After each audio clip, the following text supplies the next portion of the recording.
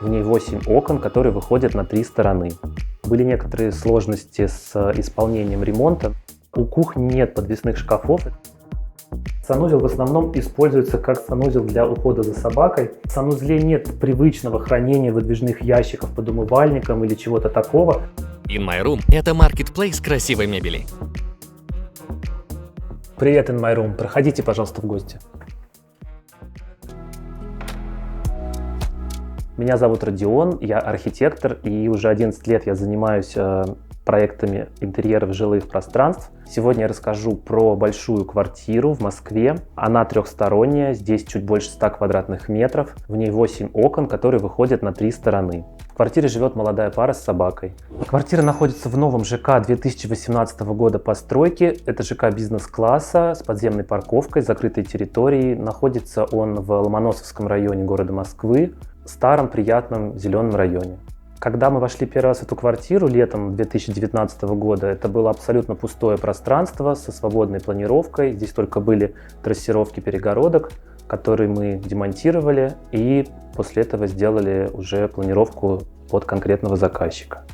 Когда мы впервые вошли в эту квартиру, очень поразило количество окон, количество света, и было большое желание сохранить вот это ощущение воздуха в пространстве, но также необходимо было выделить необходимые жилые комнаты, спальни, гостиную, кухню, и, собственно, все это мы отобразили в планировке. Заказчица по образованию декоратор-дизайнер, и весь проект мы делали в плотном тандеме. Техническая часть была с моей стороны, а наполнение мы уже выбирали вместе, все согласовывали, придумывали и воплощали. Когда мы придумывали эту квартиру, мы отталкивались скорее от того, что бы хотелось видеть в конечном итоге, а не от определенных стилистических направлений. От этого возникли определенные решения на кухне, в виде напольных покрытий и так далее. В связи с тем, что часть окон в этой квартире имеют радиус, были некоторые сложности с исполнением ремонта, но в процессе мы с ними со всеми справились и расскажем об этом в выпуске. В итоге финальная планировка включает в себя следующие помещения. Кухня-гостиная 36 квадратных метров, хозяйская спальня 17,6 квадратных метров с санузлом в 6 квадратных метров, гостевая спальня 16 квадратных метров, гардеробные комнаты и гостевой санузел 4 квадратных метра, а также холл с прихожей 14,5 квадратных метров. Ну что ж, давайте начнем наш рум-тур и посмотрим поподробнее, что же у нас получилось.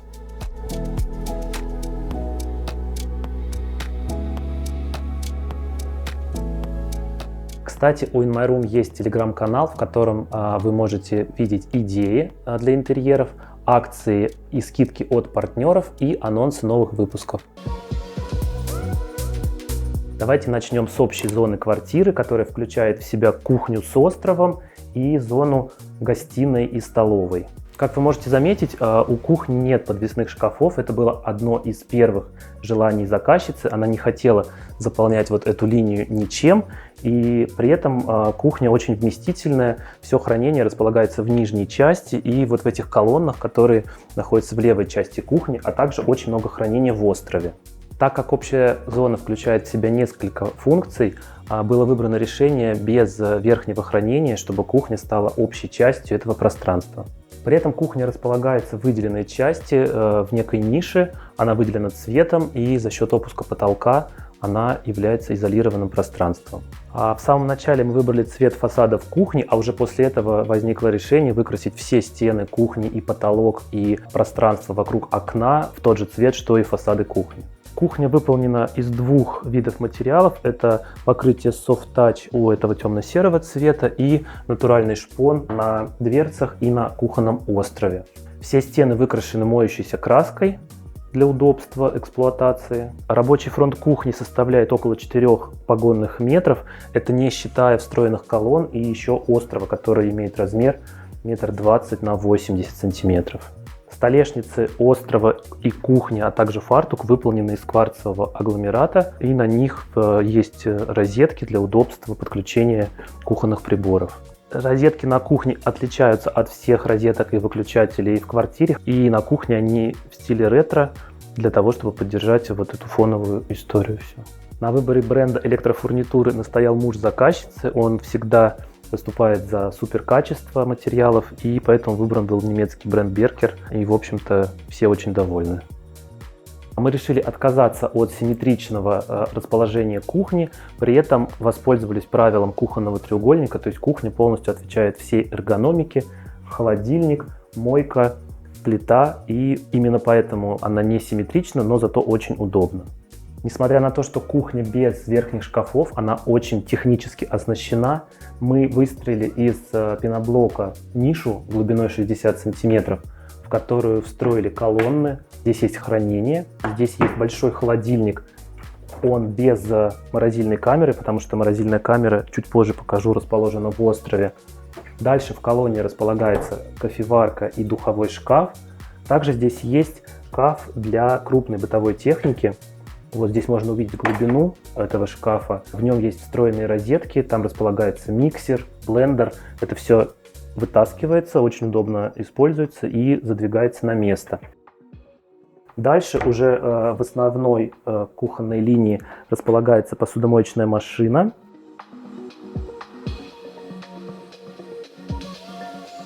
Рядом с мойкой расположен выдвижной ящик для быстрой сушки. Здесь такой вот расположен мат, на который можно ставить влажную посуду, и он все в себя впитывает, и посуда сохнет. Очень удобно. Есть ящики, которые располагаются под плитой, здесь разделочные доски и прочее. В острове располагается морозильная камера.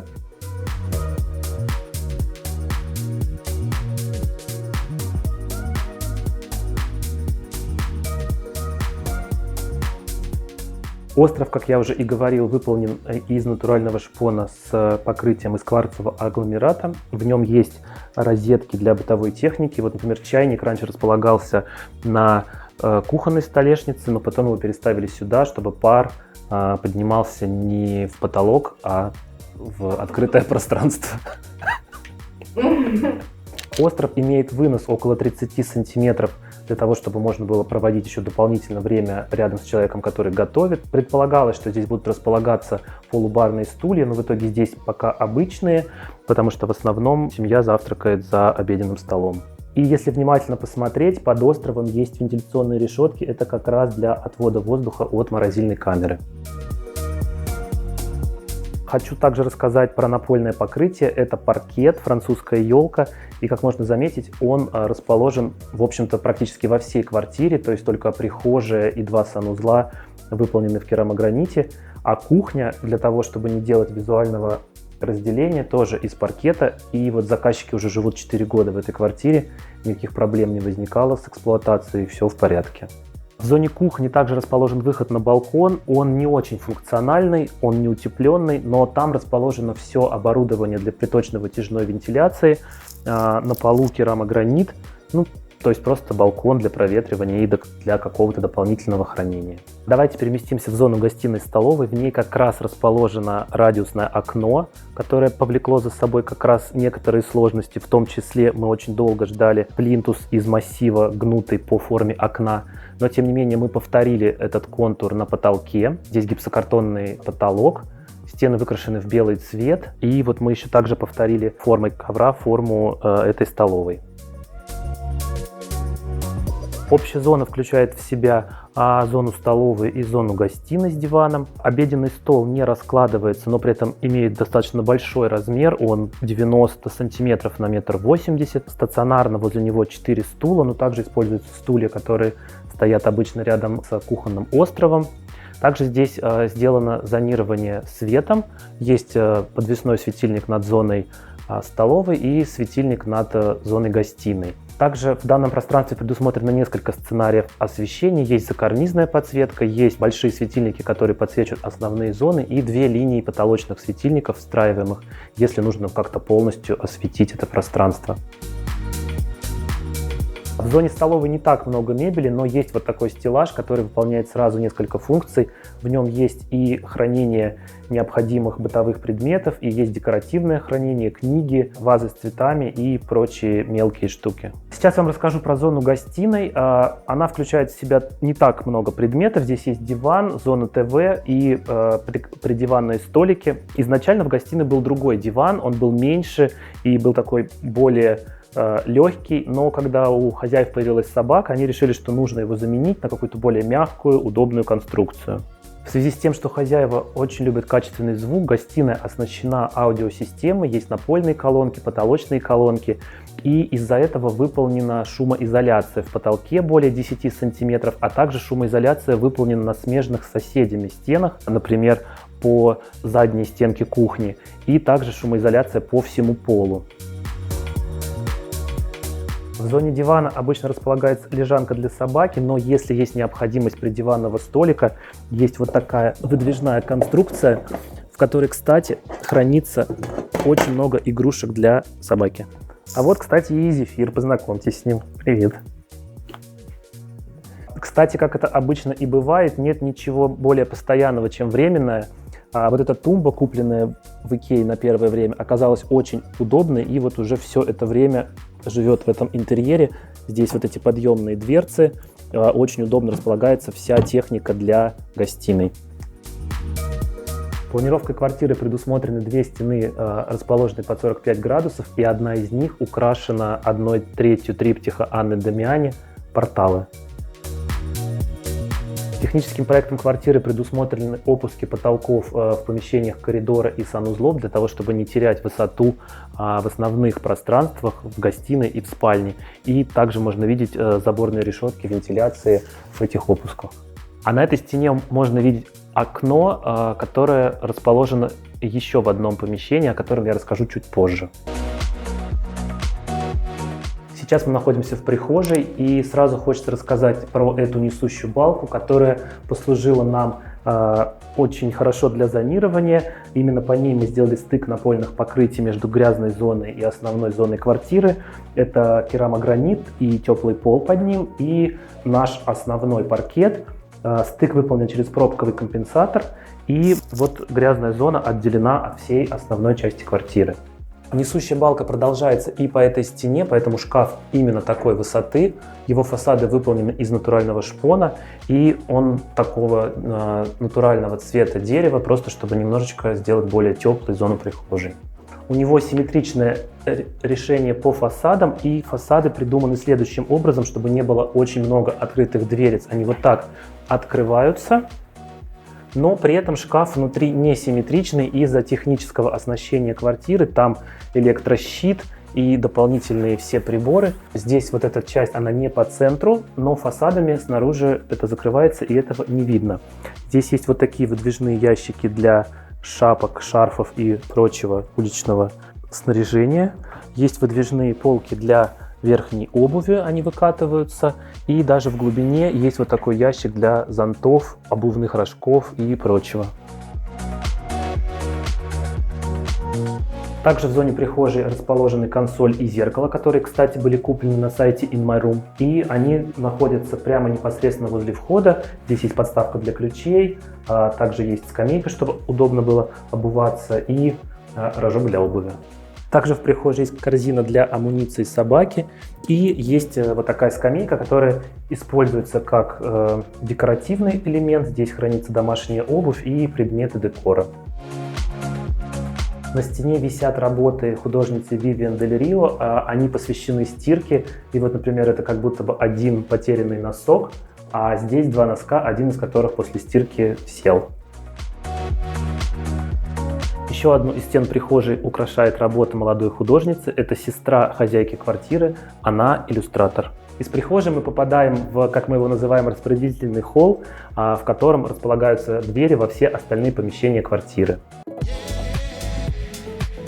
Из этого холла одна из дверей ведет в гостевой санузел, но он на самом деле еще включает в себя не только гостевую зону, но также здесь расположена ванна, умывальник и унитаз. В связи с тем, что данный санузел является не основным, стены у него на 1,20 м выложены керамогранитом, а остальная часть стены и потолок выкрашены влагостойкой краской. А вот, кстати, окно, о котором я рассказывал, когда мы были в гостиной, оно даже здесь скорее не только для того, чтобы попадал естественный свет, хотя и для этого тоже, но оно как напоминание о советских квартирах. Такое окно было у любимой бабушки-хозяйки в ее квартире. Вообще, по правде сказать, этот санузел в основном используется как санузел для ухода за собакой. Например, вот в этой тумбе, которая из шпона ореха, хранятся все его приспособления для мытья, расчески и прочее. Вот в этой раковине ему моют лапы, например. Так, не закрывается. Закрывается. Освещение в этой ванной комнате, ну, во-первых, естественное из окна. Есть подсветка зоны ванны, общий потолочный свет, а доступ к коммуникациям, например, к сифону ванны осуществляется через вот тут вот расположен люк на магнитах. А на этой стене есть такой нажимной лючок под покраску. Здесь расположены все гребенки и счетчики.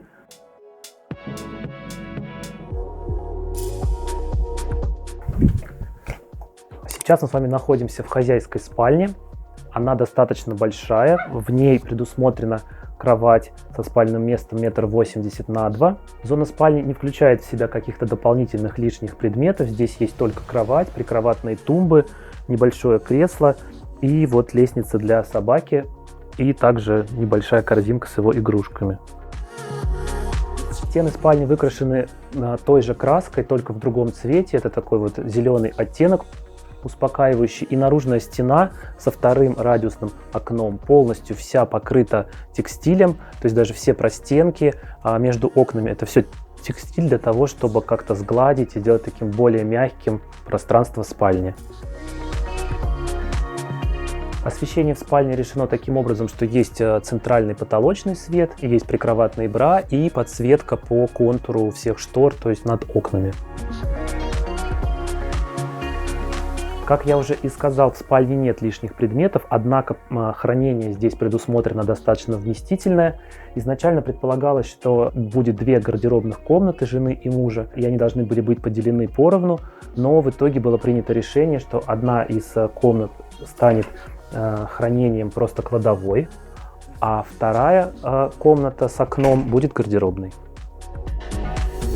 Я вас ненадолго пущу в эту комнату. Это гардеробная с окном.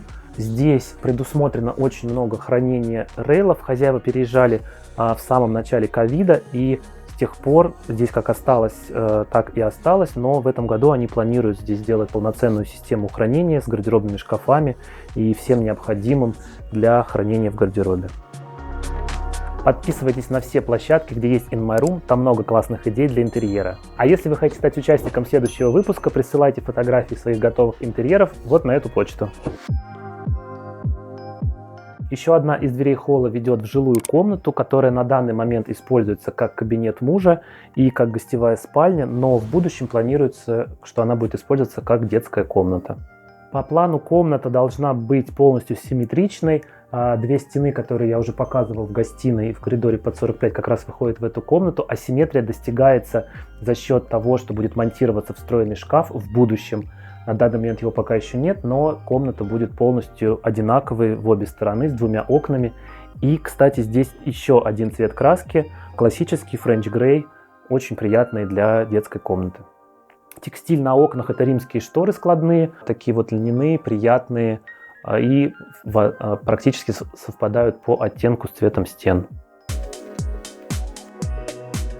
Сейчас мы с вами пройдем в хозяйский санузел. Он не очень большой, но при этом очень функциональный. Здесь, соответственно, есть унитаз, умывальник и большая душевая кабина.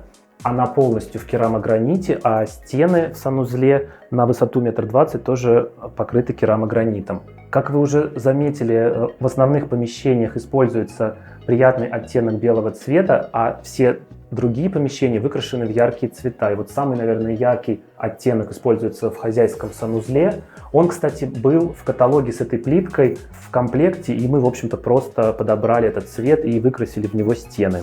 Также я хочу сказать, что хозблок совмещен с хозяйским санузлом, потому что изначально предполагалось, что вход в него будет из коридора. Но мы решили не дробить пространство прихожей, заложили этот проем, и так получилось гораздо удобнее, что постирочная находится непосредственно в санузле. В санузле нет привычного хранения выдвижных ящиков под умывальником или чего-то такого, но есть вот этот стеллаж, на котором есть контейнеры для хранения косметики, есть, например, холодильник небольшой для хранения косметики хозяйки, и вот есть полка под умывальником и полки из керамогранита в душевой кабине. Кстати, хочется сразу сказать, что изначально сюда предполагалась стеклянная дверца, но из-за того, что конфигурация кабины удобная и он глубокий душ, и есть теплый пол в санузле, все капли быстро высыхают и, в общем-то, отказались от этой дверцы, и все довольны. В санузле расположен полотенцесушитель водяной, который тоже черный, как и вся сантехника в этом санузле, и вот лючок скрытого монтажа нажимной, в котором все гребенки и счетчики холодной и горячей воды. Освещение в санузле предусмотрено верхнее по потолку общее, и есть подсветка зеркала над умывальником. У InMyRoom есть подкаст, где обсуждается очень много интересных тем, таких как дизайн интерьера, экология и даже этикет. Подписывайтесь и слушайте на всех площадках. Ну что ж, вот и подошел к концу наш обзор. Если у вас остались какие-то вопросы, пишите их в комментариях, я постараюсь на них ответить. Пока!